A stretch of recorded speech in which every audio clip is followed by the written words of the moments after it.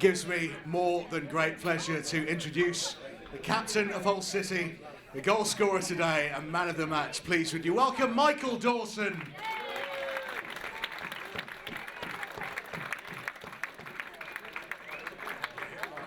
That's a big smile and a big 45 minutes we've just seen.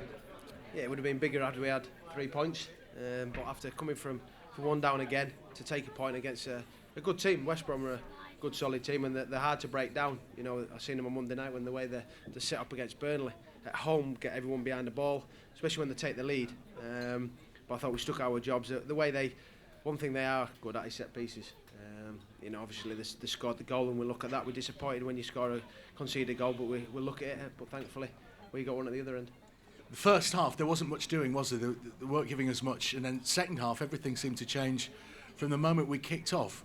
Is that because we've made a substitution? Did Mike have a proper good go in the dressing room?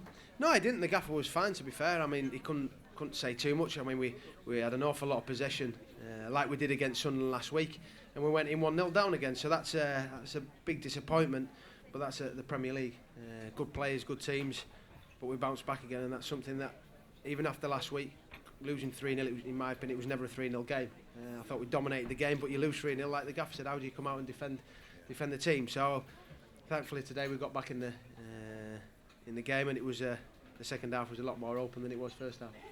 And you've scored again. Are you staking a claim for the number 9 shirt next season? We ain't keeping a clean sheet, so I might as well play centre forward.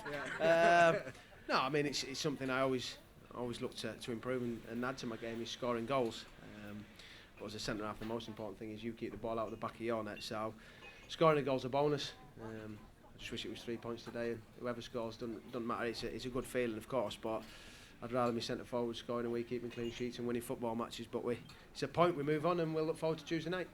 It was a point. It was a good second half. I'm guessing there might be a few happy faces in the dressing room, as well as the manager, to go away before we come back Tuesday. Yeah, I mean losing is hard to take, and last Saturday night was a hard one. The way we lost, because you look at the stats, that's the best we've played.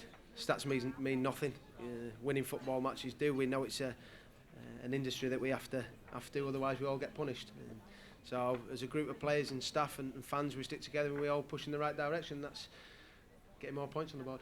And I know that the last time you were man of the match, you came up here, you were a little concerned about the confidence amongst the players. That seems to have been more than put right in those last weeks since you were up here.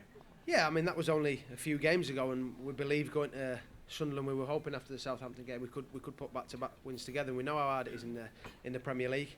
And to lose 3-0, it wasn't a good dressing room after, but we go in on Monday morning and we looked how we can improve, and it was a long week, but thankfully today we got the point, and we'll be in tomorrow morning and prepare for Tuesday. And at the end of the day, we've got this far in the cup, we want to go all the way. Well, it's another goal for you, another man of the match performance, and that means a bottle of champagne, which we're going to present you with now. You come over here. What's your name? Theo.